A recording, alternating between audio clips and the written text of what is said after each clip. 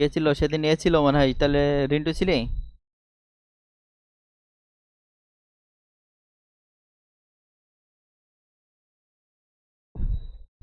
প্রাচীন ভারতের রিন্টু ইতিহাস বলতে শুরু পারবো। করেছিলাম আমার যতটুকু মনে পড়ছে, হরপ্পা টরপ্পা ওই সবগুলা হ্যাঁ, লাস্ট। ওরপ্পা ওরপ্পা এগুলো করানো হয়েছিল তো। লাস্ট তারপরে আর হয়নি মনে হয়।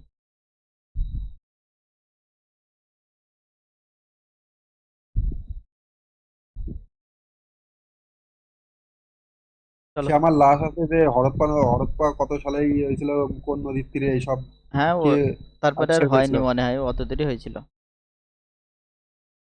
ঠিক আছে, ওই অবধি আছে। হুম। কিন্তু আমার একটা ক্লাস অফ হয়েছিল ওই আগে। রান্টু দা ছিল তো ক্লাসে। রান্টু দা এখন জিকে ক্লাস প্রত্যেকটা করে।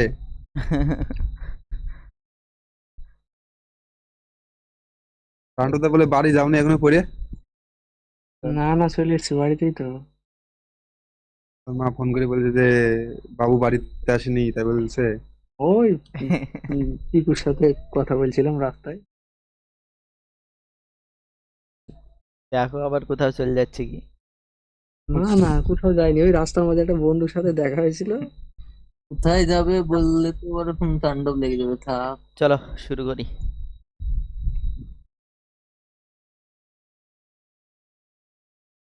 এ কি স্ক্রিন বন্ধ হয়ে গেলে আমার না কার আবার? হয়ে গেছে।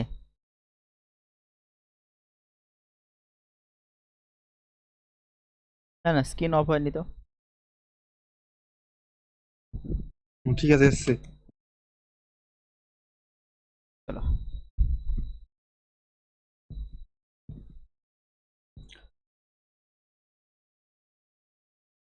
ওইগুলোই আরো ডিটেলসে যেতে হবে। হরপ্পা, তাহলে হরপ্পা নগরীর কথা যদি বলি, বৈশিষ্ট্যগুলো দেখতে হবে, হ্যাঁ। আর কবে কি আবিষ্কার করে, কোন নদীর তীরে, ওইগুলো যাচ্ছি না, ওগুলো তো করে দিয়েছিলাম। হরপ্পার কি কি বৈশিষ্ট্য সেগুলো দুটো একটা ফ্যাক্ট প্রত্যেকের, যেগুলো important to the exam oriented সেগুলো যাব না। এখানে কি বড় বড় বিল্ডিং দেখা মিলেছে, বড় বড় বিল্ডিং। হরপ্পা নগরীতে বড় বিল্ডিং দেখা গিয়েছে। আর কি দেখা গিয়েছে? না, একটা চেম্বার, হ্যাঁ, একটা চেম্বার না, 12টি চেম্বার, বড় বড় চেম্বার, 12টি চেম্বার, 12টি চেম্বার রয়েছে বা নিদর্শন দেখা গেছে। আর কি দেখা গেছে? শস্যাগার,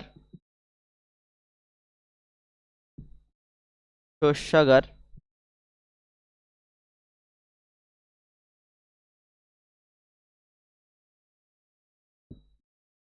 শস্যাগার। না, বিশেষ করে শস্যের মধ্যে যদি বলি, বার্লি, গম, তারপরে জব, ঠিক আছে। এই দুটো মনে রাখো, বার্লি আর গম, এই দুটোই প্রধান শস্য। তাহলে হরপ্পা নগরীতে কোন শস্যের নিদর্শন মিলে? বার্লি আর গম। বার্লি চাষ, গম চাষ সেই সময় দেখা গেছে। না, একটা বড় কবরস্থানের নিদর্শন মিলে, কবরস্থান, একটা বড় কবরস্থানের নির্দেশ মিলে। না, R37, এটা এর সাথে রিলেটেড, মনে রাখবে, হ্যাঁ। R37, না, R37 এটা একটা পদ্ধতি। তারপর কার্বন C14, কার্বন 14 পদ্ধতি, ঠিক আছে এগুলো।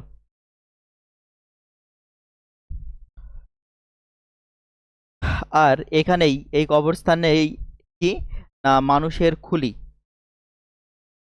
57টি মানব কঙ্কাল বলতে পারো, বা কঙ্কাল বলো, খুলি, মানুষের মাথার খুলি, মানব, হিউম্যান স্কেলিটন যেটাকে বলা হয়, হিউম্যান স্কেলিটন, মানব খুলি বলতে পারো, কঙ্কাল বলতে পারো, স্কেলেটন, এর নিদর্শন মেলে। কোথা থেকে? এই হরপ্পা নগরীর এই কবরস্থান থেকে, ঠিক আছে, 57টি। এগুলো মনে রাখতে হবে।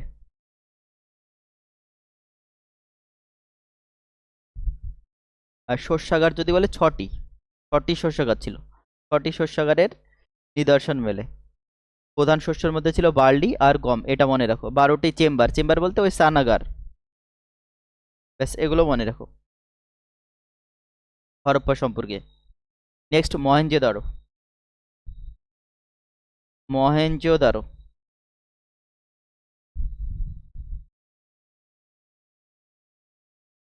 মহেঞ্জোদারো নগরী। না, এখানেও বড় বড় বিল্ডিং ছিল, বড় বড় বিল্ডিং ছিল। আর কি কি ছিল? না, একটা বড় শস্যাগার ছিল, এখানেও শস্যাগারের নিদর্শন মেলে। শস্যাগার, শস্যাগারের নিদর্শন মেলে। আর কি? একটি বড় স্নানাগার ছিল, যার জন্য এটা বিখ্যাত মহেঞ্জোদারো। একটি বড় স্নানাগার, একটি বড় স্নানাগার।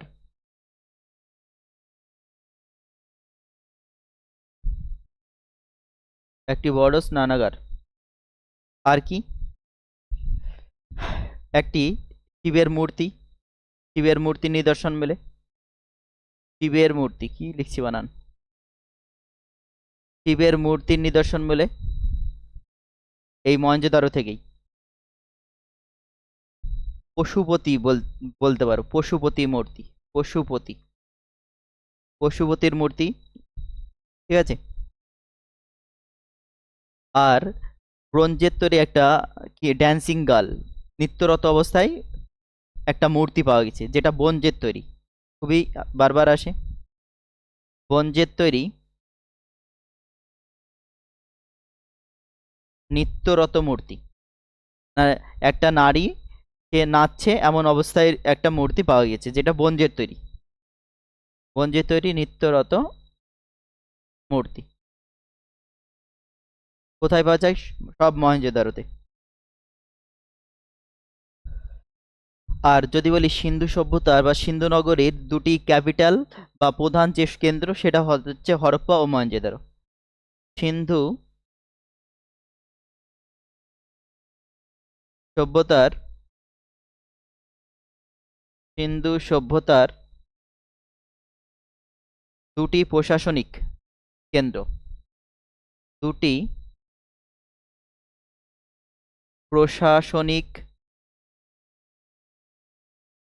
কেন্দ্র, তখন উত্তর হয়ে যাবে হরপ্পা আর মহেঞ্জোদারো, ঠিক আছে। হরপ্পা আর মহেঞ্জোদারো এই দুটো হচ্ছে সিন্ধু সভ্যতার দুটি প্রশাসনিক কেন্দ্র, মনে রাখবে দেয় কোশ্চেনটা। তাহলে হরপ্পা কি বললাম, বড় বিল্ডিং রয়েছে, এখানে 12টি চেম্বার পাওয়া গেছে, 6টি শস্যাগার আছে, পরপর সারিতে ছিল এই শস্যাগারগুলো। আর প্রধান শস্যের মধ্যে যদি বলি বার্লি আর গম, এই দুটো মনে রাখবে, জব আসে পরে আসে। মহেঞ্জোদারো, এখানে বড় বড় বিল্ডিং ছিল, শস্যাগার ছিল, আর একটি বড় স্নানাগার ছিল। শিবের মূর্তি পাওয়া গেছে, পশুপতির মূর্তি পাওয়া গেছে, ওটাই শিবের মূর্তি পশুপতির মূর্তি বলো। ব্রোঞ্জের তৈরি একটা নিত্যরত অবস্থায় মূর্তি পাওয়া গেছে, এটা বারবার দেয়। নেক্সট,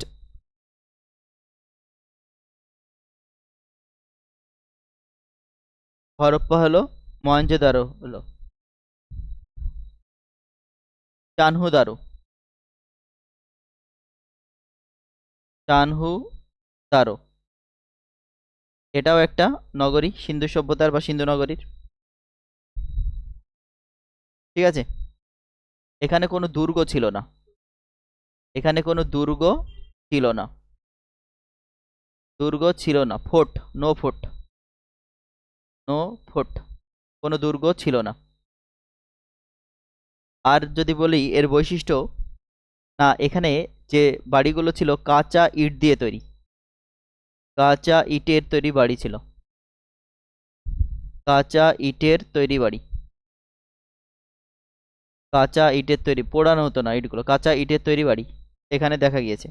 আর এই ইটগুলো গোল গোল ছিল, ঠিক আছে, গোল ইটগুলো, আকার গোল ছিল, গোল ইট, ইটগুলোর আকার ছিল গোল।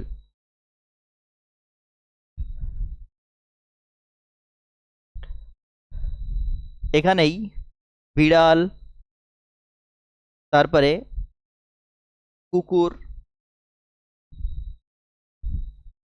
এর চিত্র পাওয়া যায়, এই চানহুদারো থেকে বিড়ালের চিত্র পাওয়া যায়, কুকুরের চিত্র পাওয়া যায়। ঠিক আছে, মনে রাখবে চানহুদারো।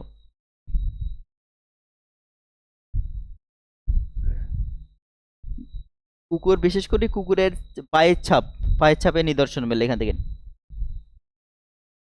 কুকুর মনে রাখো তাহলেই হবে। বিড়াল, কুকুরের ছবি, কুকুরের পায়ের ছাপ এই চানহুদারো থেকে পাওয়া যায়।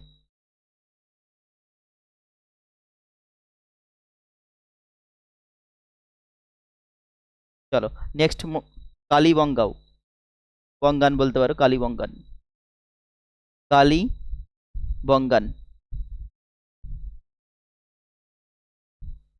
কালীবঙ্গান। না, এখান থেকেই ধানের, ধানের তুষ, ধানের তুষের অস্তিত্ব পাওয়া যায়। এক কথায় বলা যেতে পারে যে এই সময় ধান চাষ হয়েছিল, কালীবঙ্গান থেকে ধানের তুষের অস্তিত্ব মেলে, ধানের তুষ পাওয়া যায়। তুষ পাওয়া যায় বা তুষের অস্তিত্ব বা নিদর্শন বলতে পারো। হ্যাঁ, সেই সাথে সাথে কাঠের লাঙল এখান থেকেই পাওয়া গেছে। কাঠের লাঙল বলতে পারো, কোথা থেকে পাওয়া গেছে? কালীবঙ্গান থেকে।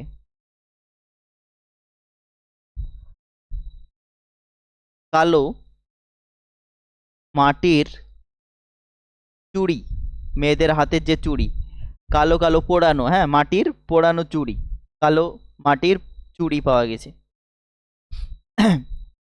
কোথা থেকে? কালীবঙ্গান। কয়ে কালীবঙ্গান আর কয়ে কালো মাটির চুড়ি, এরকম মনে রাখবে। ধানের তুষ তার মানে কি? কর্ষিত জমি নিদর্শন মেলে, এটা বলতে পারো। হ্যাঁ, চাষাবাদ হতো, এরকম জমি পতিত অবস্থায় রয়েছে কালীবঙ্গানে। আরেকটা জিনিস এখান থেকে দেয়, উট, উটের হাড়, উটের হাড় এখান থেকে মেলে। ঠিক আছে, উটের হাড়ের নিদর্শন পাওয়া যায়। উটের হাড় পাওয়া যায় কোথা থেকে? কালীবঙ্গান থেকে।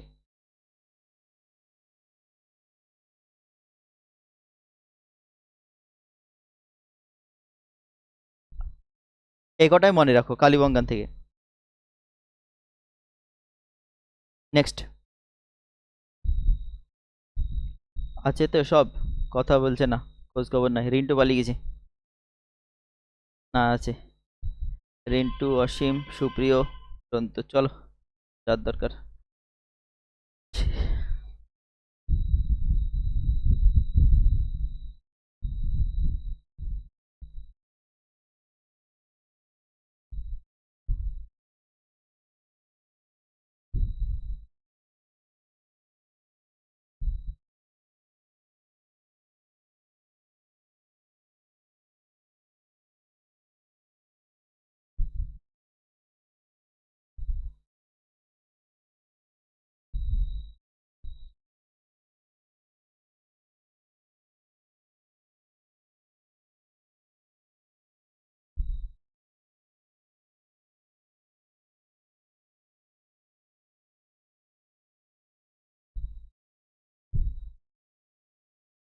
চলো নেক্সট কি বলবো, কি কি হলো এদিকে? চানহুদারো, কালীবঙ্গান, আর হরপ্পা আর মহেঞ্জোদারো। লোথাল খুবই ইম্পর্টেন্ট।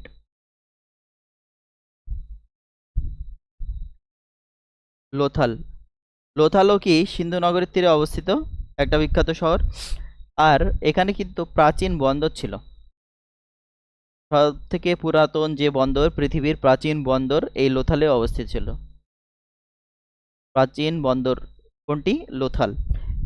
আর এর বর্তমান নাম যদি বলি, বর্তমান নাম হচ্ছে কান্ডালা। কান্ডালা বন্দর কোথায় অবস্থিত? গুজরাটে। যেটা আবার নতুন নাম চেঞ্জ করে দিয়েছে, কান্ডালা থেকে নাম হয়ে গেছে এখন দীনদয়াল পোর্ট। ঠিক আছে, আর এটা হচ্ছে ভারতের সব থেকে কি, কান্ডালা হচ্ছে, দীনদয়াল হচ্ছে আইটি যুক্ত আর কি, কম্পিউটারাইজড। এখানে সব এই কাজে হয় প্রথম। তাহলে বিশ্বের প্রাচীনতম বন্দর যদি বলে তাহলে হয়ে যাবে এই আমাদের লোথাল এটা। আর কি বলবো লোথাল সম্পর্কে? না,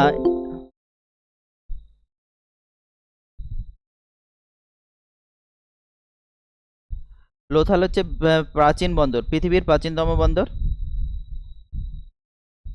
আর কি না, এখানে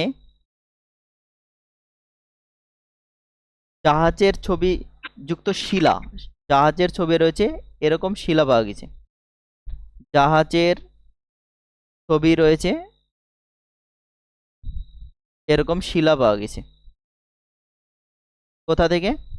না, লোথাল থেকে, লোথাল কেন্দ্র থেকে। আর কি পাওয়া গেছে এখান থেকে?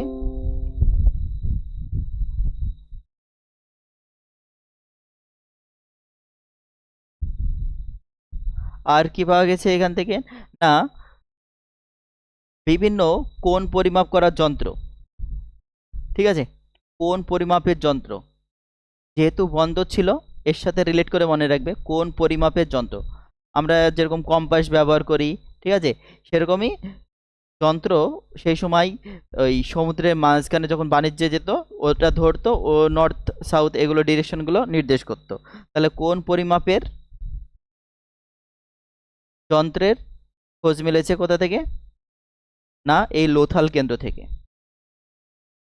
তাহলে লোথাল হচ্ছে পৃথিবীর প্রাচীনতম বন্দর। এখানে জাহাজের ছবি যুক্ত শিলা পাওয়া গেছে, কোণ পরিমাপের যন্ত্র পাওয়া গেছে এই লোথাল থেকেই।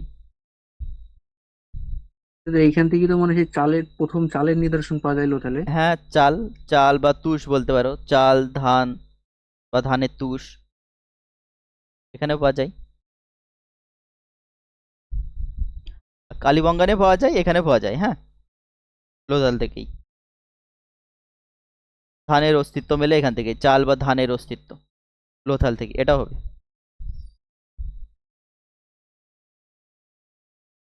কালীবঙ্গান বললা ওটাও হবে, অপশন দেখবে, দেখে করবে।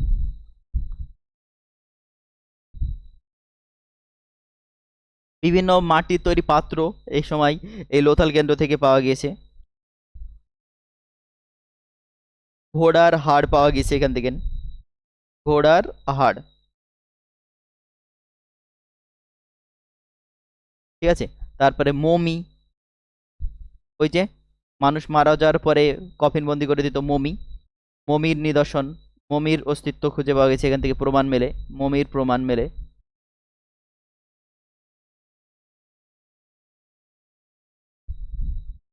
না, এই লোথাল কেন্দ্রের মাধ্যমেই কি জিনিসপত্রের আদান প্রদান হতো। ঠিক আছে, এটা বন্দর তো, জিনিসপত্রের আদান প্রদান হতো এই স্থান থেকেই, আদান প্রদান করা হতো এই স্থান থেকেই।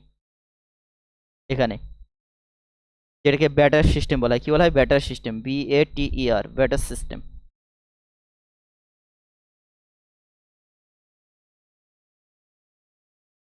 আর এই লোথালকে থেকেই কি বলবো, পার্সিয়ান মুদ্রা, পার্সিয়ান মুদ্রার অস্তিত্ব মেলে বা পাওয়া গেছে। লোথাল কেন্দ্র থেকে পার্সিয়ান মুদ্রা খুঁজে পাওয়া যায়, উদ্ধার হয়। ব্যাস, এগুলো মনে রাখো তাহলে হবে।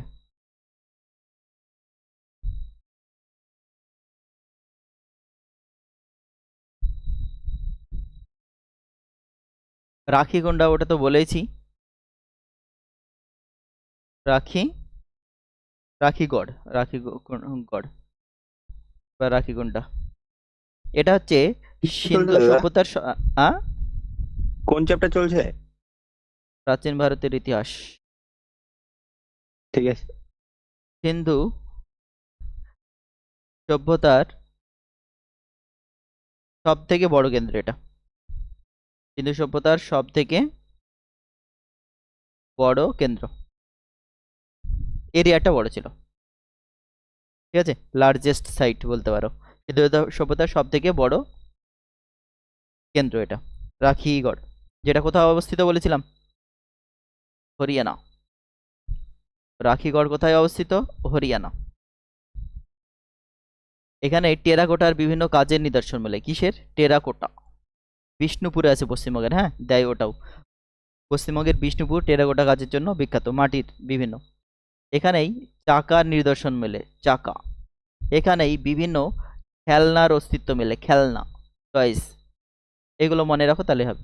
রাখিগড় হচ্ছে সিন্ধু সভ্যতার সব থেকে বড় কেন্দ্র, largest site of Indus valley civilisation. আর এটা হরিয়ানাতে অবস্থিত। টেরাকোটার বিভিন্ন নিদর্শন মেলে, চাকার খোঁজ মেলে এখান থেকে, খেলনার অস্তিত্ব মেলে এখান থেকে। ব্যাস এগুলো মনে রাখো তাহলেই হবে।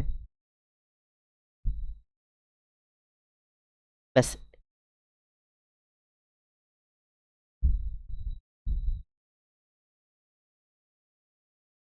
আর একটা ধোলাবিরা, এটা থেকে কোশ্চেন হয়। ধোলাবিরা, ধোলাবিরা কোথায় অবস্থিত বলো? গুজরাট। ধোলাভিরা কোথায় অবস্থিত? গুজরাটে। না, এটা তো কোন নদীর তীরে অবস্থিত, কে খুঁজে পায় কি বলেছিলাম? আর এস বিস্ট, বিস্ট খুঁজে পাই বা আবিষ্কার করে এই ধোলাভিরাটা, গুজরাটে অবস্থিত। আর এখানে ড্রেনেজ সিস্টেমের নিদর্শন মেলে। কি ড্রেনেজ সিস্টেম বা জলনির্গম ব্যবস্থা বলতে পারো, জলনির্গম প্রণালী। এখানে হাইড্রেনের ব্যবস্থা ছিল, জলনির্গম ব্যবস্থা বা প্রণালী, জলনির্গম প্রণালী এর ব্যবস্থা ছিল। আর কি ছিল না, সেখানে কুয়োর নিদর্শন মেলে, কুয়োর নিদর্শন মেলে। ঠিক আছে।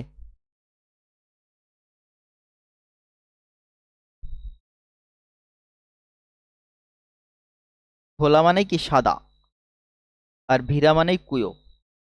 নামকরণটা এই কারণেই হয়েছিল, প্রচুর কুয়ো ছিল, জল নির্গম প্রণালী এর উপর বেশি জোর দিয়েছিল, জলের উপর আর কি। জলের এখানে ছিল না, মানে অভাব ছিল না, ঘাটতি ছিল, প্রচুর কুয়ো ছিল।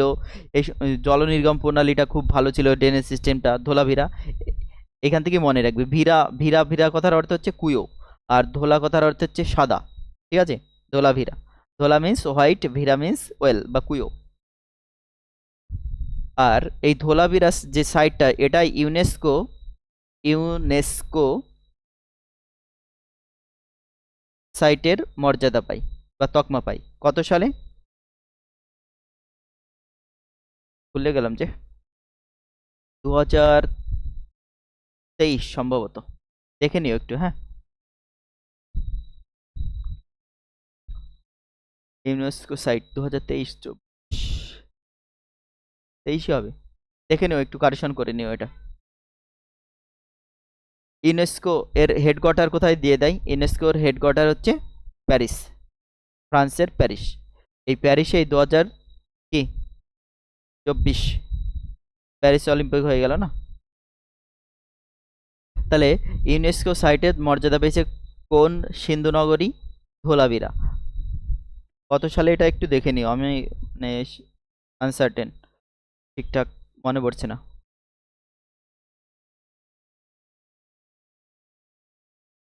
চলো 21 দাদা। 2021 সাল না? হ্যাঁ। ঠিক আছে, কারেকশন করে নাও তাহলে। 2021।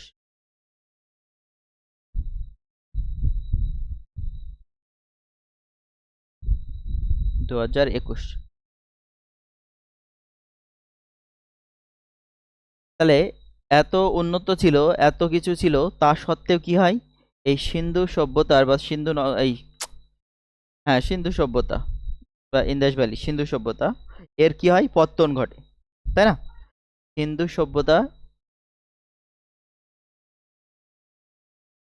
পতন ঘটে বা ধ্বংস হয়।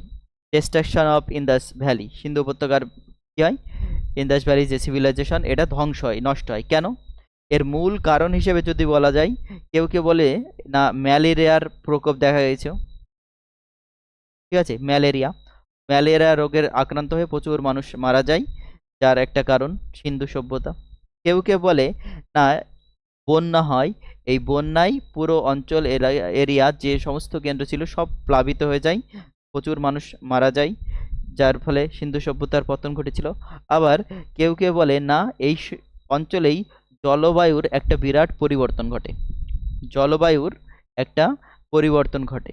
এই জলবায়ু পরিবর্তনের জন্য মানুষের এই স্থান বসবাসের অনুপযোগী হয়ে ওঠে এবং মানুষ মারা যায় এবং এই স্থান ছেড়ে চলেও যায়। এজন্য এই সিন্ধু সভ্যতার পতন ঘটে। বিভিন্ন ঐতিহাসিকবিদদের বিভিন্ন মত এগুলো আসে। তাহলে এই তিনটে পয়েন্ট মনে রাখো: এক ম্যালেরিয়া, দুই বন্যা, তিন হচ্ছে জলবায়ু পরিবর্তন, ক্লাইমেট চেঞ্জ, ম্যালেরিয়া আর বন্যা। তাহলে সিন্ধু সভ্যতার পতনের জন্য এই তিনটে কারণ মনে থাকবে। কোশ্চেন দিয়ে দিতেই পারে যে সিন্ধু সভ্যতার পতনের কারণ কোনটি, ম্যালেরিয়া, বন্যা, জলবায়ু পরিবর্তন। তিনটেই হয়ে যাবে, যদি একটা থাকে সেটাকে অ্যান্সার করব।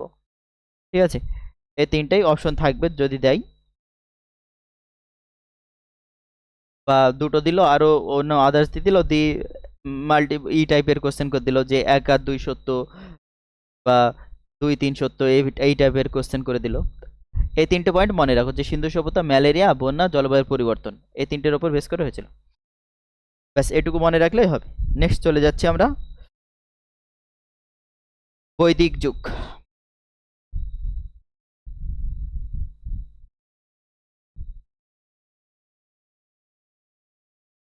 বৈদিক যুগ,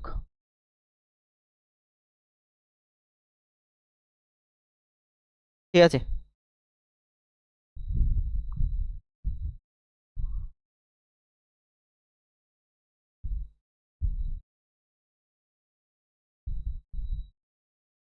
না, এই বৈদিক যুগের সময়কাল যদি বলি, এর সময়কাল কবে কবে থেকে,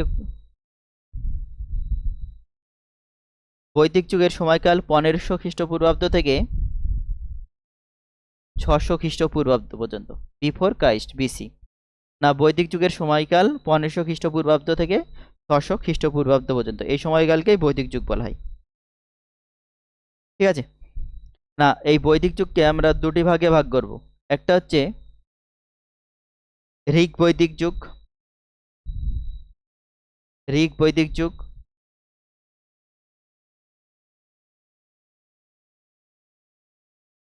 ঋগ বৈদিক যুগ, আর একটা হচ্ছে পরবর্তী বৈদিক যুগ, পরবর্তী বৈদিক যুগ,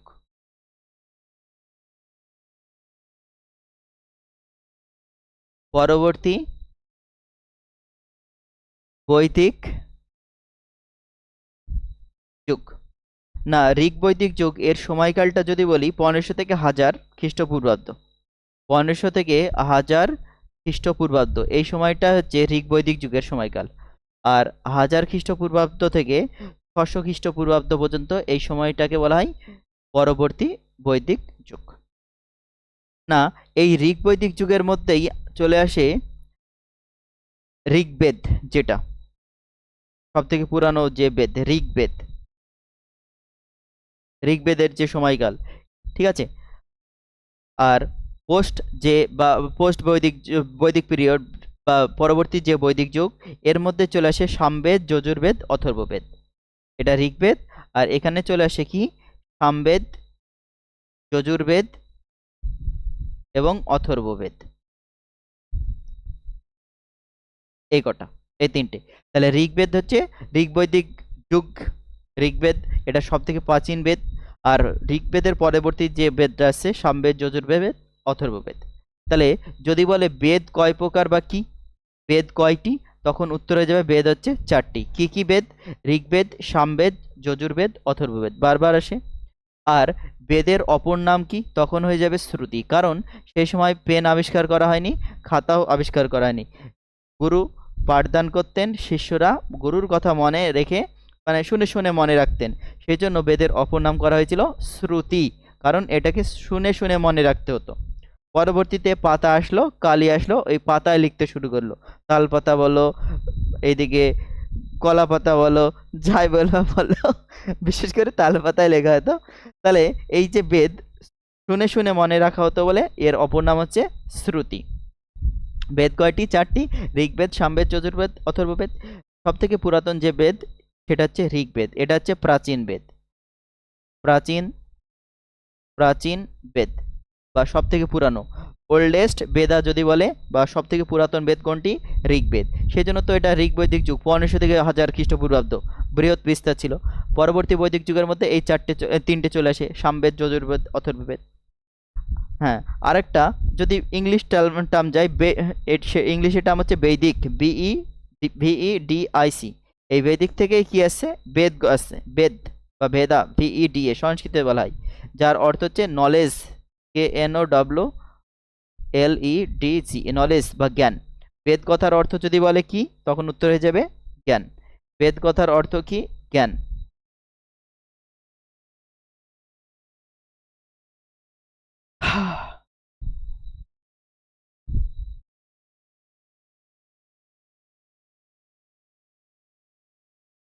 না, এই 1500 খ্রিস্টপূর্বাব্দেই কি হয়, 1500 খ্রিস্টপূর্বাব্দেই কি হয়, আর্যরা এসছিল কোথায়, ভারতে, ভারতীয় উপমহাদেশে। সেই সময় পাকিস্তান, বাংলাদেশ, নেপাল, ভুটান কিচ্ছু ছিল না, চীনও ছিল না। একটাই দেশ ছিল, ভারত, ভারতবর্ষ বা ভারতীয় উপমহাদেশ। একত্রে এই সমস্ত এরিয়াটাকে নিয়ে বলা হতো ভারতীয় উপমহাদেশ। এই সময় অর্থাৎ 1500 খ্রিস্টপূর্বাব্দে যীশু খ্রিস্টের জন্মেরও, এখন তো 2000 সাল চলছে, 2000-এরও আগে চলে যাও, 1500 বছর আগে, 1500 খ্রিস্টপূর্বাব্দে আর কি, ঠিক আছে। তাহলে 2000 খ্রিস্টপূর্বাব্দ চলছে, এখন 2025, তাহলে 2000 প্লাস 1500 যোগ করো, 3500। আজ থেকে 3500 বছর আগেকার কথা, কি আর্যরা ভারতে এসেছিল, আর্যরা ভারতে আসে। এবার প্রশ্ন হয় আর্যরা কোথা থেকে ভারতে আসে। না, এখানে বিভিন্ন ঐতিহাসিক প্লাস বিভিন্ন ব্যক্তি বিভিন্ন মত রেখেছেন। ম্যাক্স মুলার নামে একজন ঐতিহাসিক, তিনি বলেন না, আর্যরা মধ্য এশিয়া থেকে ভারতে এসেছিল।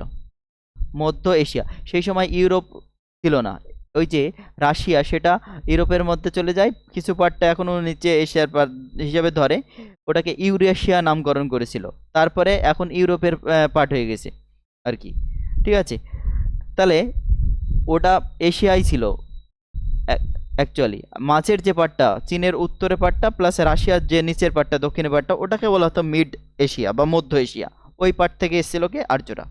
তাহলে এক কথা এটা মনে রাখো যে আর্যরা মধ্য এশিয়া থেকে ভারতে এসেছিল। কে বলেছে, ম্যাক্স মুলার, মধ্য এশিয়া থেকে ভারতে আসে। তাহলে ম্যাক্স মুলার বলেছিল আর্যরা মধ্য এশিয়া থেকে ভারতে আসে। বাল গঙ্গাধর তিলক, বাল গঙ্গাধর তিলক, তিলক ভর্মা না, হ্যাঁ, বাল গঙ্গাধর তিলক, তিলক ভর্মা হিরো হয়ে গেল সেদিন। তাহলে বাল গঙ্গাধর তিলক কি বলেছিল, না আর্কটিক পোল, আর্কটিক পোল বা উত্তর মেরু, একদম বাপ্পা আকাশ, আর্কটিক পোল থেকে কে এসেছিল, আর্যরা। বাল গঙ্গাধর তিলক বলে আর্যরা কোথা থেকে এসেছিল, উত্তর মেরু থেকে এসেছিল, আর্কটিক পোল। আর আরেকজন ব্যক্তি, তিনি হচ্ছেন দয়ানন্দ সরস্বতী, দয়ানন্দ সরস্বতী, দয়ানন্দ সরস্বতী, দয়ানন্দ সরস্বতী, তিনি বলেছিলেন না, এই যে আর্যরা, তারা তিব্বত থেকে ভারতে এসেছিলেন, তিব্বত থেকে ভারতে এসেছিলেন। আর্যরা কোথা থেকে ভারতে এসেছিল, তিব্বত থেকে।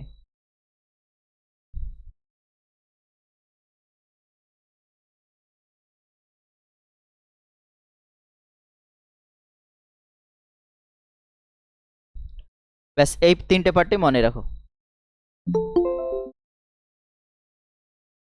এ বারবার ই করছে।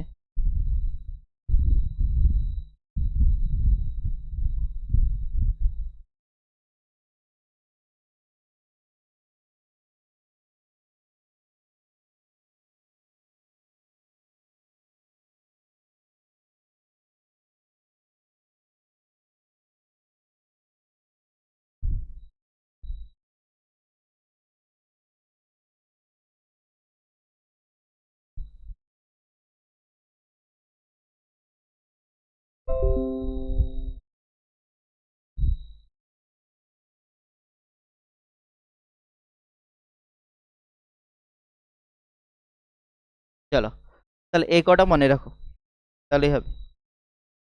তাহলে এবার আমরা বেদগুলো সম্পর্কে দেখব। হ্যাঁ, এই চারটে যে বেদ, ঋগ্বেদ, সামবেদ, যজুর্বেদ, অথর্ববেদ, এই কটা বেদ আমাদের মনে রাখতে হবে। চারটি বেদ কি কি, ডিটেলস একটু দেখে নেব।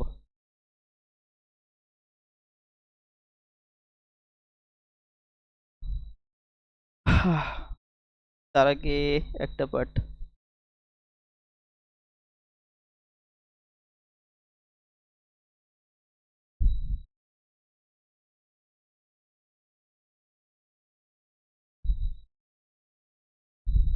চলো তার আগে কিছু ফ্যাক্ট মনে রাখতে হবে।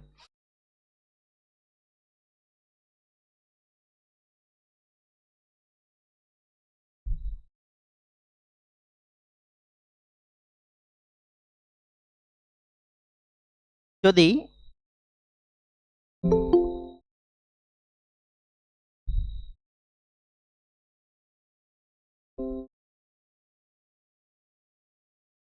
বেদের কথা বলি, এই যে বেদগুলো রয়েছে তার মধ্যে সব থেকে ঋগ্বেদ হচ্ছে সব থেকে পুরাতন বেদ। তো বললাম এই ঋগ্বেদে পিটা, PITA, এই কথাটা সব থেকে বেশিবার ইউজ হয়েছে, সব থেকে বেশিবার ইউজ হয়েছে, ইউজ হয়েছে। ঠিক আছে, কতবার? 335 বার, 335 বার। এটা মনে রাখো, ঋগ্বেদের মধ্যে লিখলেও হতো, কোনো অসুবিধা নাই।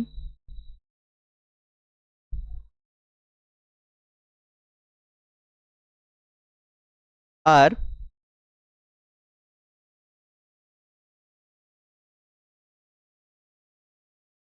পিটা মানেটা কি দাদা? কি পিটা? পিটা বলতে পিটা মানে শব্দ। এমনি শব্দ, তোর হ্যাঁ, মানে নাই? মানে তো আছেই। পিটা মানে কি সেটা তো বলবো? বলছি। পিটা, পিটক তো ইতে চলে গেল। পিটা পিটা জানা না, মনে পড়ছে না এখন, বুঝতে পারছি না, পরে দেখে বলবো। ঋগ্বেদ পিটা এই একটা শব্দটা। সংস্থা পশুদের, হ্যাঁ, পশুদের একটা সংস্থা পুরো বিশ্বের মধ্যে পিটা। পশু। হ্যাঁ, পশু। পিটা পিটা। সেটা তাহলে পরে হয়েছে, কিন্তু ঋগ্বেদের সময় ওটার আলাদা মানে ছিল। হুম, ঠিক আছে, আমি দেখবো এটা। ঠিক আছে। এই টার্মটা মনে রাখো, তাহলে হবে পিটা।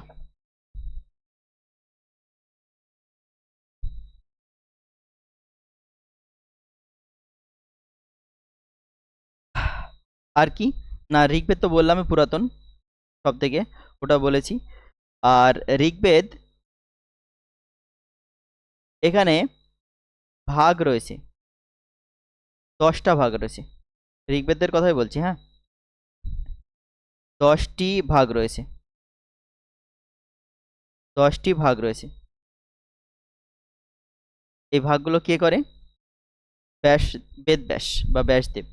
বেদব্যাসই বলে আমরা, মহাভারত যেটা বেদব্যাস, তাই না? মহাভারতের রচনা করেন সেই বেদব্যাস। 10টি ভাগ রয়েছে, তার মধ্যে সব থেকে পুরাতন যেটা, এই 10টি ভাগের কথা বলছি, পুরাতন যে ভাগ সেগুলো হচ্ছে 2 থেকে 7 পর্যন্ত। 2, 3, 4, 5, 6, 7, এই কটা হচ্ছে পুরাতন। আর নতুন যদি বলি, নতুন ভাগ হচ্ছে 1 আর 10। হ্যাঁ, 1 নম্বরটা, 10টা ভাগ হচ্ছে, তার মধ্যে প্রথমটা হচ্ছে নতুন, মানে পরে লেখা আছে, আর 10 নম্বরটা পরে লেখা আছে। আর 2 থেকে 7 এইটা হচ্ছে পুরাতন, আগে রচনা হয় 2 থেকে 7।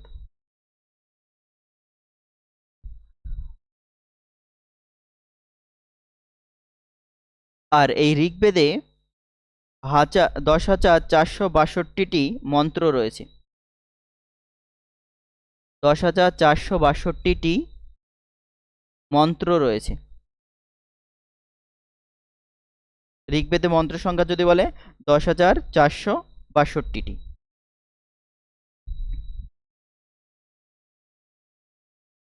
এখান থেকে কোশ্চেন দেয় যে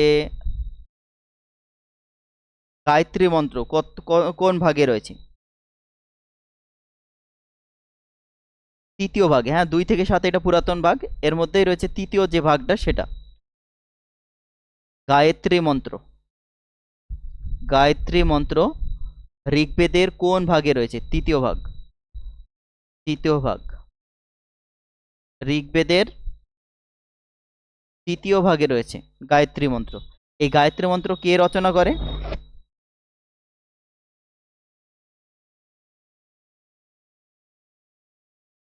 সাবিত্রী, সাবিত্রী।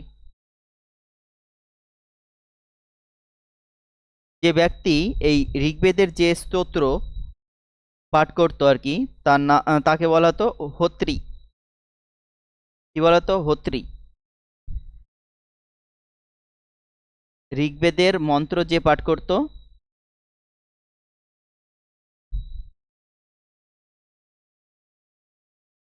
যে পাঠ করতো, তাকে কি বলা হতো? হোত্রী। হোত্রী কি? হোত্রী হচ্ছে ঋগ্বেদের পাঠক, মন্ত্র পাঠক, মন্ত্র যে পাঠ করে।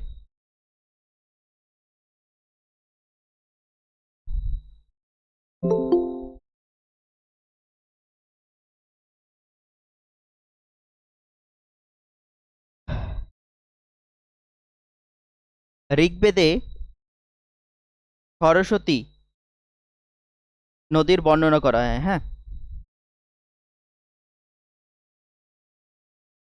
সরস্বতী নদীর কথা বলা হয় ঋগ্বেদে, সরস্বতী নদীর কথা বলা হয় হিসাবে, না পবিত্র নদী। ঋগ্বেদ অনুযায়ী সব থেকে পবিত্র নদী হচ্ছে সরস্বতী, পবিত্র নদী, পবিত্র নদী। ঋগ্বেদ অনুযায়ী সব থেকে পবিত্র নদী হচ্ছে সরস্বতী। গঙ্গাকে তারা কিন্তু পবিত্র নদী বলেনি। তাহলে ঋগ্বেদ অনুযায়ী পবিত্র নদী হচ্ছে সরস্বতী। মনে রাখবে কোশ্চেনটা, পবিত্র নদী দেখেই আমরা গঙ্গা মেরে দিব, ভুল হয়ে যাবে কিন্তু। ঋগ্বেদ কথাটা থাকলে উত্তর সরস্বতী হয়ে যাবে। সরস্বতী নদীর ওপর বেশি প্রাধান্য দেওয়া হয়েছিল, আর ঋগ্বেদ অনুযায়ী সরস্বতী নদী হচ্ছে পবিত্র নদী। আর ঋগ্বেদ অনুযায়ী সব থেকে গুরুত্বপূর্ণ নদী হচ্ছে সিন্ধু। সিন্ধু হচ্ছে সব থেকে গুরুত্বপূর্ণ নদী ঋগ্বেদ অনুযায়ী। সব থেকে গুরুত্বপূর্ণ নদী, সব থেকে গুরুত্বপূর্ণ নদী কোনটি? সিন্ধু, ঋগ্বেদ অনুযায়ী। ঋগ্বেদ বলছি, ঋগ্বেদ পড়াচ্ছি। আর ঋগ্বেদে কতবার কি কার কথা বলা হয়েছে এটাও দিয়ে দেয় অনেক সময়। একবার গঙ্গার কথা বলা হয়েছে, শুধুমাত্র একবার। একবার গঙ্গা নদীর কথা বলা হয়, বা গঙ্গার কথা বলা হয়, গঙ্গা নদীর কথা বলা হয়। ঋগ্বেদে শুধুমাত্র একবার গঙ্গা নদীর কথা উল্লেখ রয়েছে। আর 3বার যমুনা নদীর কথা ইউজ হয় বা বলা হয়। যমুনার কথা বলা হয় 3বার। যমুনা নদীর কথা বলা হয় 3বার। বা ঋগ্বেদে গঙ্গা নদীর উল্লেখ রয়েছে কবার? উত্তর হয়ে যাবে একবার। ঋগ্বেদে যমুনা নদীর উল্লেখ রয়েছে কবার? 3বার। আর ঋগ্বেদ অনুযায়ী সব থেকে পবিত্র নদী সরস্বতী, সব থেকে গুরুত্বপূর্ণ নদী সিন্ধু। ঋগ্বেদের মন্ত্র যারা পাঠ করতো তাদের বলা হতো হোত্রী। আর ঋগ্বেদের কোন ভাগে গায়ত্রী মন্ত্র রয়েছে? 3য় ভাগ, যেটা রচনা করেছিল কি বললাম, ব্যাসদেব বা বেদব্যাস, 2 থেকে 7 পর্যন্ত। আর এই গায়ত্রী মন্ত্রটা লিখেছিল সাবিত্রী কিন্তু। আর ঋগ্বেদে মন্ত্র সংখ্যা 10,462টি, মনে থাকে যেন এগুলো। ও স্তোত্রটা বাদ দিয়েছে, স্তোত্র দেয় অনেক সময়। ঋগ্বেদে স্তোত্র সংখ্যা কত? 1028টি, মনে রাখবে। ঋগ্বেদে স্তোত্র সংখ্যা কত? 1028টি। যদি বলে মন্ত্র 10,462, আর যদি বলে স্তোত্র তখন উত্তর হয়ে যাবে 1028টি। বা শ্লোক, স্তোত্র বা শ্লোক, তখন উত্তরে যাবে 1028টি। দেয় অনেক সময়।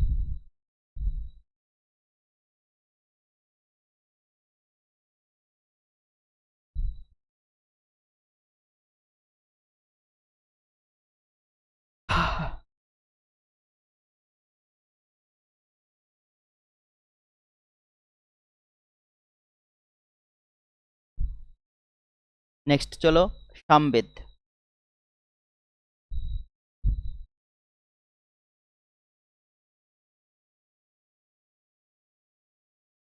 সামবেদ, না, এই যে সামবেদ, এর সাম কথার অর্থ হচ্ছে, সাম কথার অর্থ হচ্ছে সঙ্গীত বা সিঙ্গিং। সাম কথার অর্থ হচ্ছে সঙ্গীত। সাম কথার অর্থ হচ্ছে, সামবেদের সাম কথার অর্থ হচ্ছে সঙ্গীত। তাহলে বুঝতে পারছি এই যে সামবেদ এটা সঙ্গীত নিয়ে, ঠিক আছে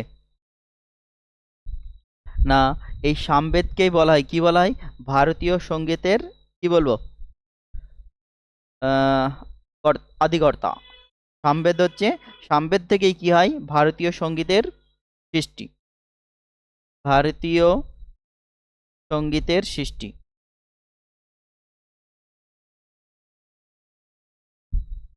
সৃষ্টি এরকম ভাবে হবে যে the father of Indian music is considered, তখন উত্তর হয়ে যাবে সামবেদ। সামবেদ হচ্ছে ভারতীয় সঙ্গীতের ফাদার হিসেবে কাউন্ট হয়। না, সঙ্গীতের যে 7টি স্বর রয়েছে মনে পড়ছে কি? 7টা স্বর, সা, রে, গা, মা, পা, ধা, নি। কটা হলো? 3 4 5 6 7টা হয়েছে। সা রে গা মা পা ধা নি। তাহলে এই যে 7টি স্বর, সেটাও কিন্তু এই সামবেদ থেকেই নেওয়া হয়েছে। 7টি স্বর কোথা থেকে নেওয়া হয়েছে? সামবেদ থেকেই নেওয়া হয়েছে। 7টি স্বর নেওয়া হয়েছে কোথা থেকে? সামবেদ থেকে। সা রে গা মা পা ধা নি, এই 7টি স্বর এর সোর্স কোথা? সামবেদ। সামবেদ থেকেই নেওয়া হয়েছে। না, সূর্যের যে মন্ত্র, সূর্য মন্ত্র, সূর্য মন্ত্র সেটা কোথা থেকে নেওয়া? সেটাও কিন্তু এই সামবেদ থেকে নেওয়া। সূর্য মন্ত্র এটাও কিন্তু সামবেদ থেকেই নেওয়া হয়েছে, মনে রাখবে। ঋগ্বেদের যে মন্ত্র সেগুলো কিন্তু পাঠ করা হতো, কিন্তু সামবেদের মন্ত্র এগুলো কি পাঠ করা হতো না, এগুলো গাওয়া হতো, যেগুলো সঙ্গীত। তাহলে সামবেদের যে মন্ত্র সেগুলো কি হতো? গাওয়া হতো বা উচ্চারণ হতো। ঠিক আছে, মনে রাখবে। এর মন্ত্রগুলো কি হতো? গাওয়া হতো, পাঠ করা হতো না, গাওয়া হতো। সামবেদের মন্ত্র গাওয়া হতো আর ঋগ্বেদের মন্ত্র পাঠ করা হতো। না, এখানে মন্ত্র সংখ্যা কত ছিল? 1810টি। 1810টি সামবেদে 1810টি কি স্তোত্র ছিল, স্তোত্র ছিল। সামবেদের স্তোত্র সংখ্যা কত? 1810। না, এই সামবেদের সাহায্য নিয়েই তানসেন, নাম শুনেছি আমরা, তানসেন ধ্রুপদ রাগ রচনা করে। ধ্রুপদ রাগ রচনা করেন। তানসেন কার সভাকবি? সভাকবি না বলতো না, সঙ্গীতজ্ঞ। আকবর। সঙ্গীতজ্ঞ ছিল আকবর আকবরের, হ্যাঁ মনে রাখবে। তানসেন, পঞ্চতন্ত্রের মধ্যে না? হ্যাঁ তানসেন কি? পঞ্চতন্ত্র সপ্ততন্ত্র, বুঝতে পারলাম না। পঞ্চতন্ত্রের মধ্যে একটা না, সেই বীরবল, হ্যাঁ হ্যাঁ, তারপরে এই তানসেন। হুম। তাহলে ধ্রুপদ রাগ যেটা রচনা সেটা করেছিলেন এই তানসেন। কোথা থেকে নিয়েছিল এই ধ্রুপদ রাগ? সামবেদ থেকে কিন্তু।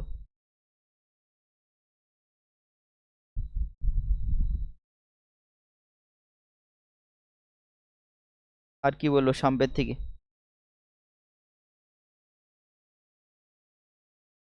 হ্যাঁ, গায়ক যারা সামবেদ গাইতো আর কি, সামবেদের যে মন্ত্র সেটা তো গাওয়া হতো বললাম। যারা এটাকে গাতো আর কি, যে ব্যক্তি পাঠ তো করতো না, গাইতো, তাকে বলা হতো উগাতা বা উগাতাই বলা হতো, উগাতা, উগাতা বা উদান্তা।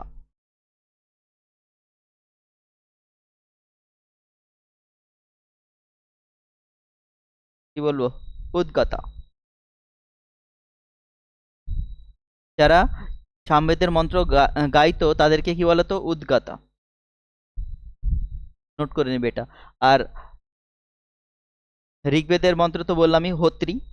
যারা ঋগ্বেদের মন্ত্র স্তোত্র পাঠ করতো তাদেরকে বলতো হোত্রী। আর যারা সামবেদের মন্ত্র স্তোত্র বা মন্ত্র পাঠ গাইতো তাদেরকে বলতো উদ্গাতা। ব্যাস এটুকু মনে রাখো, তাহলে হবে সামবেদ থেকে।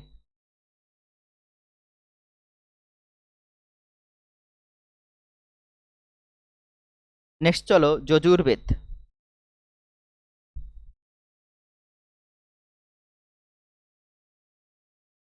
যজুর্বেদ, না এই যজুর্বেদের যজু, যজু কথার অর্থ হচ্ছে যোজনা। যজু, এই যজু কথার অর্থ হচ্ছে যোজনা।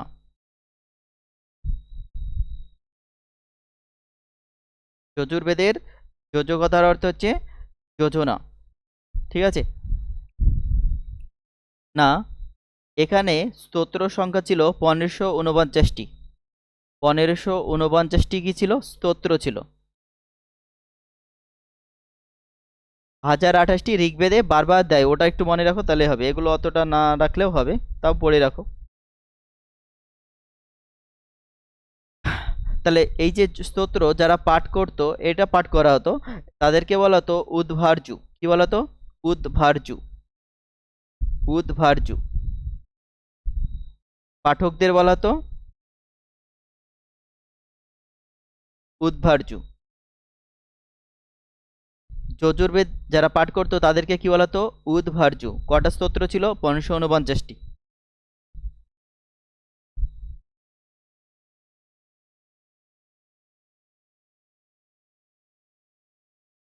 এটা কবিতার মতন পাঠ করা হতো, হ্যাঁ,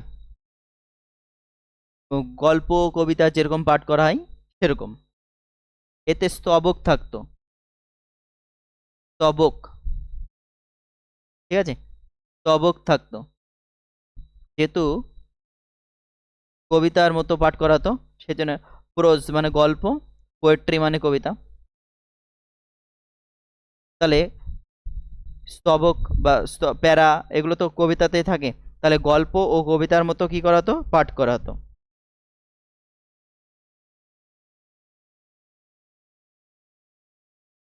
কবিতা যেরকম বলে, রিদিম থাকে একটা, ছন্দ থাকে, ওরকম ভাবে।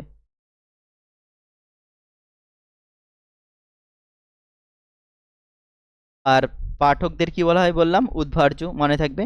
তো এই পাঠকগুলো দেয় প্রত্যেকটারই। ঋগ্বেদের হচ্ছে হোত্রী, সামবেদের কি বললাম?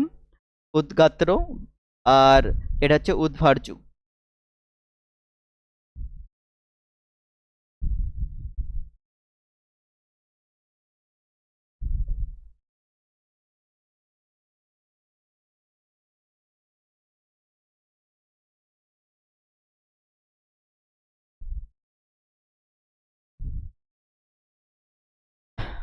যজুর্বেদ। চলো নেক্সট। ঋগ্বেদ, সামবেদ, যজুর্বেদ, অথর্ববেদ। অথর্ববেদ। এই অথর্ববেদ, এখানে কনফিউশন আছে, হ্যাঁ, স্তোত্র নেই, কেউ কেউ বলে 711টা, কেউ কেউ 731, মনে রাখতে হবে না, দরকার নেই, ছেড়ে দাও। অথর্ববেদ, এটা অনার্যদের সম্পর্কে আলোচনা করা হয়েছে, যারা আর্য নয়, অনার্য, অনার্যদের সম্পর্কে বলা হয়েছে এই অথর্ববেদে।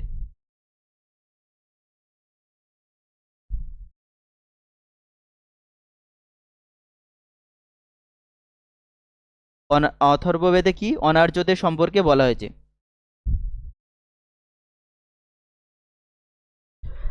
আর এটা সব থেকে বেশি কোশ্চেন আসে, যেটা এই যে অথর্ববেদ, এটা হচ্ছে ভারতীয় জাদুবিদ্যা, যে জাদুবিদ্যা আছে, ম্যাজিক, টুকটাক ঝাড়ফুঁক যা বলে আর কি, তান্ত্রিক টান্ত্রিক সমস্ত কিছু আর কি, এই অথর্ববেদ থেকে নেওয়া, এটা মনে রাখবে, ঠিক আছে।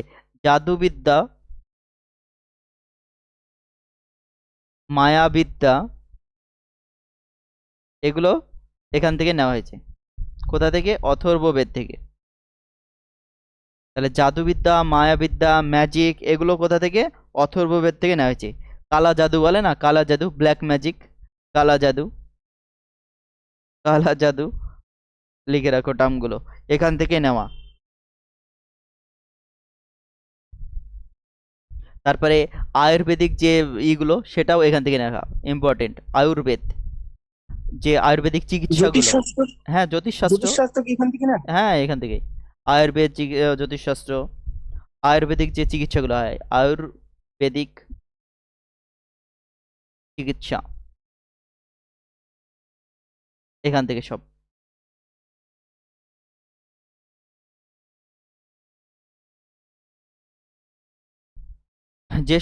যে ব্যক্তি এই অথর্ববেদ আর কি পাঠ করতো, তাদের বলা হতো ব্রহ্মা।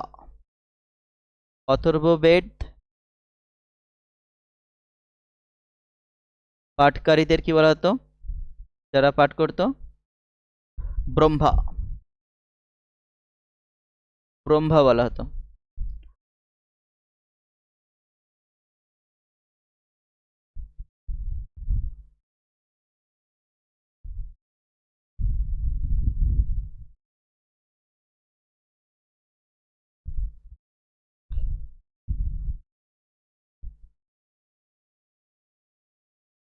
তাহলে এই গেল আমাদের বেদ।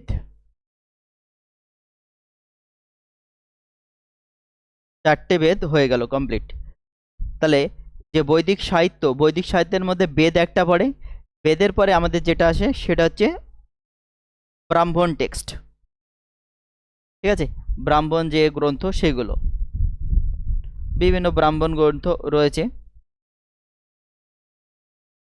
তারপরে যেটা আমাদের আসে সেটা হচ্ছে উপনিষদ। উপনিষদ উপনিষদ এখান থেকে কোশ্চেন দুটো একটা থাকে। উপনিষদ, উপনিষদ কি না, উপ আর নিষদ এই দুটো নিয়ে গঠিত উপনিষদ।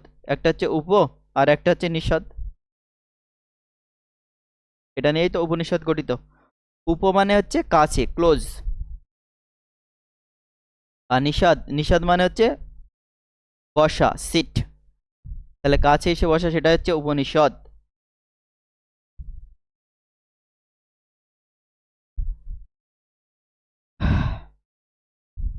তাহলে এই যে উপনিষদ, এটা হিন্দু ধর্মের একটা দর্শন বলতে পারো। ঠিক আছে, হিন্দু ধর্মের দর্শন। তাহলে যদি বলে উপনিষদ শব্দটি কোথা থেকে এসছে, দুটি শব্দ, একটা হচ্ছে উপ, একটা সদ। এর অর্থ কি বললাম, পাশে বসা বা কাছে এসে বসা। এই যে উপনিষদ সেটা কিন্তু তিনটি জিনিসের উপর বেস করে গড়ে ওঠে। একটা হচ্ছে কাজ বা কর্ম, তিনটি কি বলবো বিষয়ের উপর প্রতিষ্ঠিত। এক নম্বর হচ্ছে কর্ম বা কাজ, দুই নম্বর হচ্ছে আত্মা, আর তিন নম্বর হচ্ছে ব্রহ্মা। এই তিনটি বিষয় মনে রাখবে না। উপনিষদ তিনটি বিষয়ের উপর বেস করে প্রতিষ্ঠিত। একটা হচ্ছে কর্ম, একটা হচ্ছে আত্মা, আর একটা হচ্ছে ব্রহ্ম। এই উপনিষদ প্রথম ইংরেজিতে অনুবাদ করে কে, চার্লস উইলকিন্স। উপনিষদ সংস্কৃত লেখা, এবার এটাকে ইংলিশে ট্রান্সলেট করে কে, এটি ইংরেজিতে অনুবাদ করেন কে, এটি ইংরেজিতে অনুবাদ করেন চার্লস উইলকিন্স। মনে রাখবে নামটা, ইংরেজিতে অনুবাদ করেন চার্লস উইলকিন্স। উইলকিন্স ইনি কি করেন, ইংরেজিতে অনুবাদ করে। এই চার্লস উইলকিন্স কিন্তু গীতার অনুবাদ করেছিল, গীতাকে ইংলিশে ট্রান্সলেট করে, গীতা ইংলিশ ট্রান্সলেট করে, ট্রান্সলেটর। গীতারও ইংলিশ ট্রান্সলেটরকে এই চার্লস উইলকিন্স। গীতা তো সংস্কৃতে লেখা, এবার গীতাকে ইংলিশে অনুবাদ করে কে, চার্লস উইলকিন্স, যে উপনিষদকেও ইংলিশে ট্রান্সলেট করেছিল। মনে রাখবে কথাটা।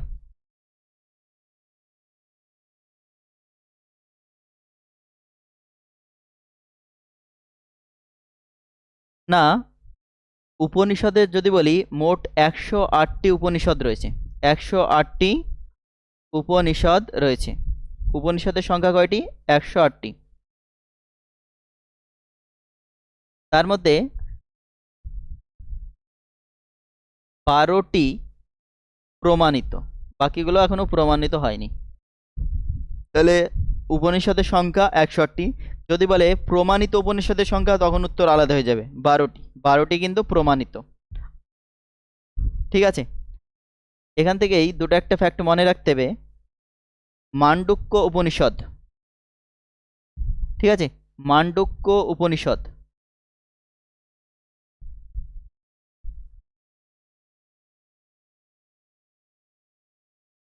মান্ডুক্য উপনিষদ,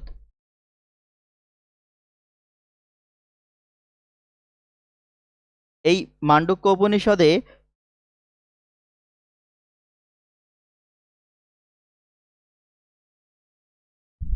একটা হচ্ছে মান্ডুক্য, হ্যাঁ, মান্ডুক্য উপনিষদ, এখানে সত্যম শিবম সুন্দরম এই কথাটার উল্লেখ রয়েছে। সত্যম শিবম সুন্দরম, এটার উল্লেখ রয়েছে সত্যম শিবম সুন্দরম, এর উল্লেখ রয়েছে কোন উপনিষদে? মান্ডুক্য উপনিষদে। আরেকটা হচ্ছে মুন্ডুক্য,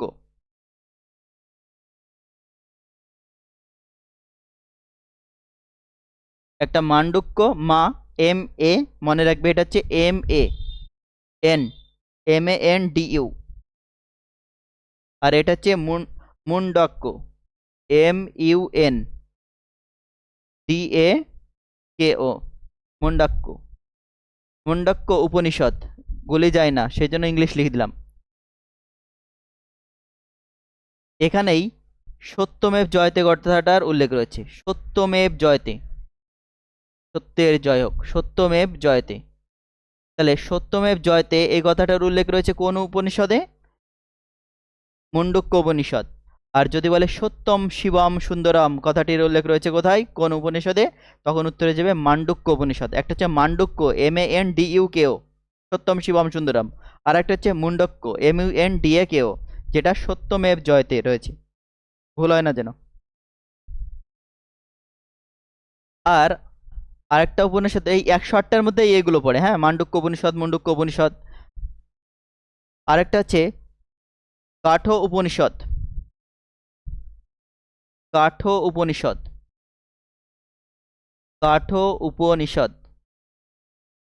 এটা কেন বিখ্যাত, বা এখানে কি লেখা আছে? না, এখানে যমরাজ আর নচিকেতা, যমরাজ মারা গেলে মানুষ নিতে যায়, বা মানুষের মারা যাওয়ার সময় হলে নিতে চলে আসে, তার সাথে কি আসে? নচিকেতা। যমরাজ আর যে নচিকেতা, সেই নচিকেতার মধ্যে যমরাজ এবং নচিকেতার যে দ্বন্দ্ব, বা কি বলবো, ঝগড়া বিবাদ, এখানে উল্লেখ রয়েছে। যমরাজ আর নচিকেতার যে বিবাদের কথা, সেটা রয়েছে কাঠো উপনিষদে।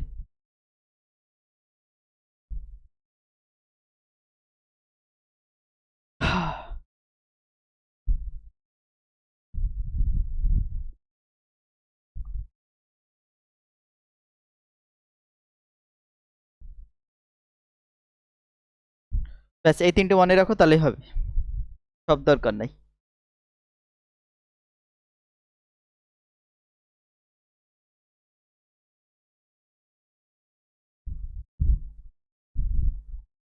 কে কে আছে দেখি, কথাটা তো বলে না সব। আর হবে নাকি দাদা?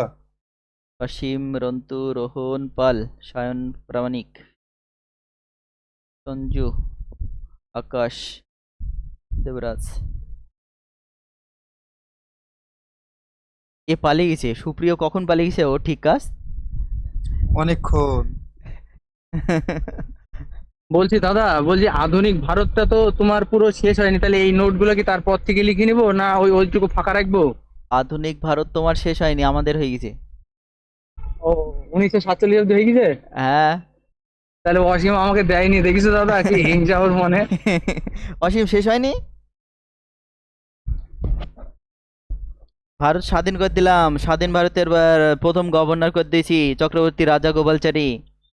ওটা না, ওইটা না, ওইটা আমার হয়ে গেছে দাদা, ওই অসীমই পাঠিয়েছিল তোমার ওই যে ইগুলো, ওই যে 1947 সালে তোমার এই নেতাজি গান্ধীজি এগুলা। ও আচ্ছা আচ্ছা, গান্ধীজি করেছিলাম,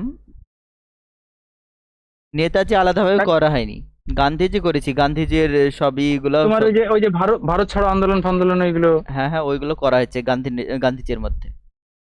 ও, হুম, তাহলে হয়তো আমার লেখা নাই, লিখে নিতে হবে। ডিটেলসে খুব ঠিক আছে। যায়নি, যেটুকু মানে এক্সাম সেই অনুযায়ী করেছি। হ্যাঁ হ্যাঁ হ্যাঁ, হ্যাঁ, ঠিক আছে করেছি, দেখবা গান্ধীজি করানো হয়েছে।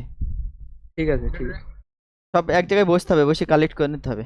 দেখি আমি বসবো, ঠিক আছে। তুমি কবে আসবা, পরের সপ্তাহে? পরের সপ্তাহে যাব। ঠিক আছে, আসো। তুমি চাপ না দিলে চাপ হবে না দাদা, ওই সব পড়া তুমি একদিন আসলে বুঝতে পারবা, সব গিয়েছে, তুমি না আসলে হবে না। সঞ্জু পড়াতে হচ্ছে বলে, এখানে পড়া সব। সঞ্জুদা তো ওই ডিসকাস করে দি, কোশ্চেন 50টা 52 টাকার শিট দেয়, ওই হয়। যা করাই সব ধরে। দাদা দাদা তো আবার ওই জিকেও করায়, আবার আমরা ম্যাথের সমস্যা নিয়ে সঞ্জুদার কাছেও যাই। সে করো, কোনো অসুবিধা নাই, করো। তুমি আসো দাদা, তুমি না আসলে হবে না। নেক্সট সব সপ্তাহ থেকে এই যাবো যে- না। এই যে ছেলেপিলের অবস্থা দেখো, একদম পুরো বাজে হয়ে গেছে।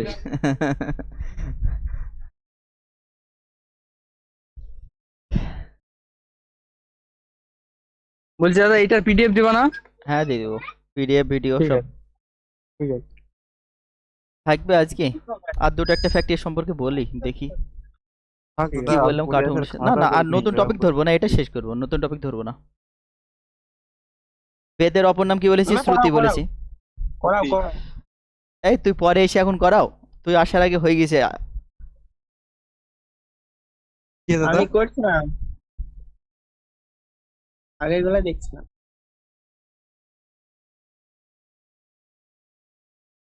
উপনিষদ কোন মার্গ যদি বলে, উপনিষদ হচ্ছে জ্ঞান মার্গ। হ্যাঁ, যেটা বললাম, উপনিষদ, উপনিষদ হচ্ছে জ্ঞান মার্গ, জ্ঞান মার্গ।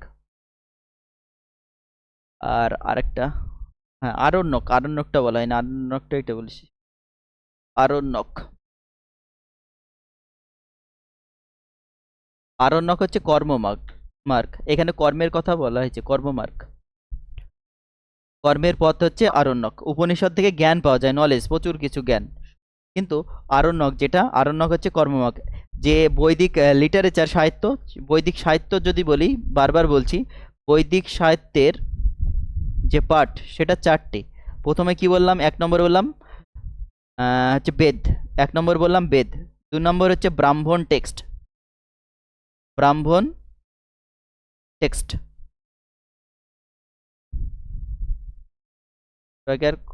টেক্সট বানান কি হবে? TXT। যাই হোক, লিখে দাও। ইংলিশে লিখে দাও, টেস্ট আমরা বুঝে নেবো। হ্যাঁ, টেক্সট বানান পাচ্ছি নি। আকাশ দেখেছিস অবস্থা কি? ব্রাহ্মণ টেক্সট।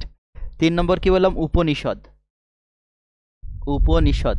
আর 4 নম্বর হচ্ছে আরণ্যক, আরণ্যক হচ্ছে 4 নম্বর। চারটে, এই চারটে হচ্ছে বৈদিক সাহিত্য, বৈদিক লিটারেচার। এটা চারটে ভাগ, একটা হচ্ছে বেদ, ঋগ্বেদ, সামবেদ, যজুর্বেদ, অথর্ববেদ।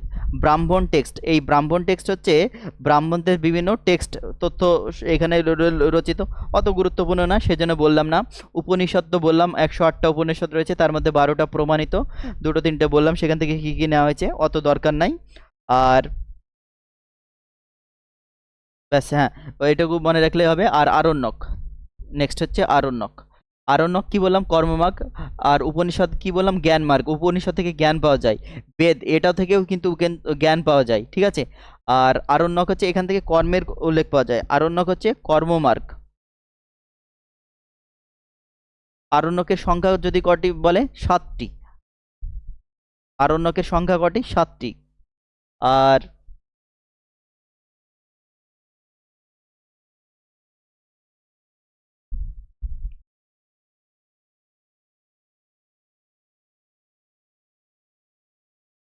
কি বলবো, আরণ্যক, ব্যাস এইটুকু মনে রাখলে হবে। আর এই তো বুঝতেই পারছি, আরণ্য, আরণ্য মানে কি? অরণ্য। তাহলে অরণ্যে যে কি বলবো, পাঠগুলো রচিত হয় বৈদিক যুগে, সেগুলো হচ্ছে এই আরণ্যকের মধ্যে ফেলে দেওয়া হয়। বৈদিক যুগে আর অরণ্যে যেগুলো, যে অরণ্যে বা অরণ্য সম্পর্কিত বা অরণ্যে যেগুলো রচিত হয়েছিল, সেগুলো এর মধ্যে ফেলে দেয়, আরণ্যকের মধ্যে।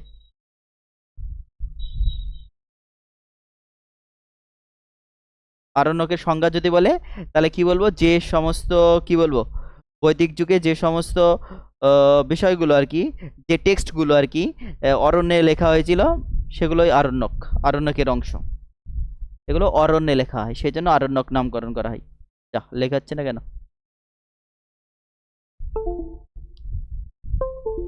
কারেন্ট চলে গেল বলি। কারেন্ট চলিয়েছে?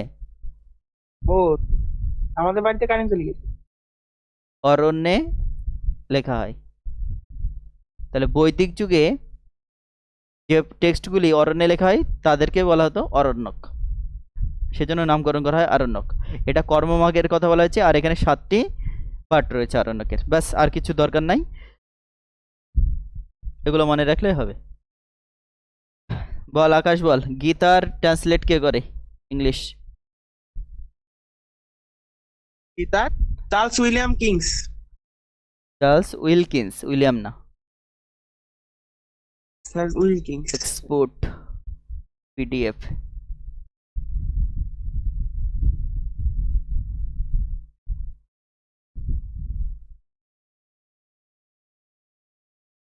এটা কি লেখা হয় দাদা? অরণ্যে লেখা হয়? হ্যাঁ, অরণ্যে লেখা হয় এই টেক্সটগুলো। বৈদিক যুগে যে তথ্যগুলো, যে টেক্সটগুলি অরণ্যে লেখা হয়েছিল তাদেরকেই আরণ্যক বলা হয়। বৈদিক সাহিত্যেরই একটা পার্ট কি আরণ্যক, তাহলে ওই বৈদিক যুগে অরণ্যের যে টেক্সটগুলো লেখা হয় সেগুলো হচ্ছে আরণ্যক। এর 7টি পার্ট রয়েছে। এটা কর্মমার্গ বা কর্ম সম্পর্কে তথ্য পাওয়া যায়। কর্মের যে পথ সেটা এই আরণ্যক থেকে পাই। আকাশ, আর দরকার নাই। বাসুদেবকে কি? আমি প্রথম দিন কনফিউশনে পড়ে গেছিলাম, বুঝলা?